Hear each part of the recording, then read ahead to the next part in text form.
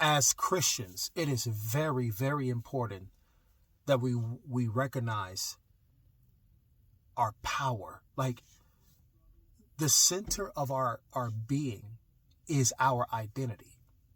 Our identity in Jesus is everything, because we are no longer living the moment we give our life to Jesus. And this is very important to catch and to understand.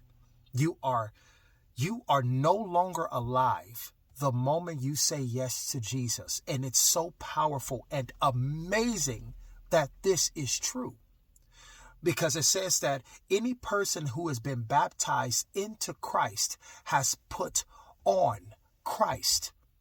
And for this reason is why it is written, it's no longer you that live, but Christ is living. And to live is Christ, and to die is gain. And the life I live in the flesh, I live by faith in Christ. Everything about our life, our identity, everything is Jesus Christ. And it's so important to get that, because by you knowing that, it's imminent victory. Instantaneous victory. Instantaneous breakthrough. Instantaneous encouragement. Expectation of the goodness of God. You die. That's why it says that if any man be in Christ, he's a new creature. Because you enter into Christ, you no longer exist.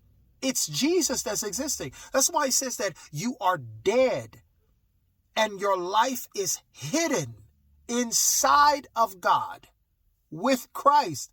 You don't live the moment you give your life to Jesus. You don't exist. It's so powerful. It's so important we understand that, because you won't hold yourself to mistakes of the flesh. You won't hold yourself to pains of the past, because you dead. The one who's living is Christ. You can only claim who he is, because you're dead.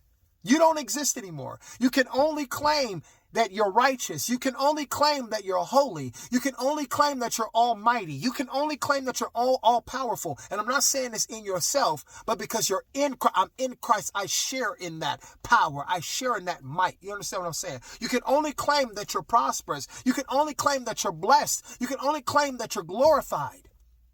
You can only claim what Jesus is, because to claim anything outside of him is sin.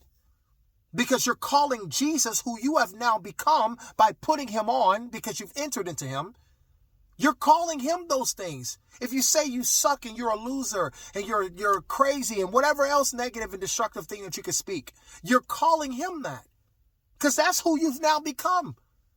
And so now that you know that you've become him, you can only put on his mind. You have been given the mind of Christ.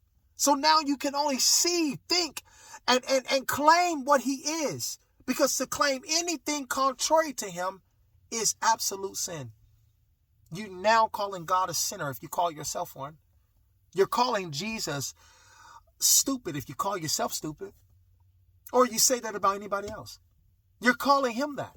Whatever you think of yourself lowly and destructive, you're thinking of it of him, because you've put him on. It's so important that we understand this identity. It's so important. It's everything. It's everything. Because you won't entertain contrary things to Jesus. You won't entertain contrary emotions and contrary thoughts and contrary words. You won't even entertain it, because it's irrelevant and it's powerless and it's a lie and it's not true and it's exposed as a lie. It's exposed as the lie that it is. Because you know who Jesus is and you know that's not who he is. You won't entertain it. You'll cast it down, you'll pull it down, you'll break it, you'll destroy it instantaneously. Because it's not who he is, who you have put on. Come on. I can go on. I want you to see yourself as who you really are. Jesus Christ. And claim everything that he is only, and do not entertain anything contrary to who he is. I love you.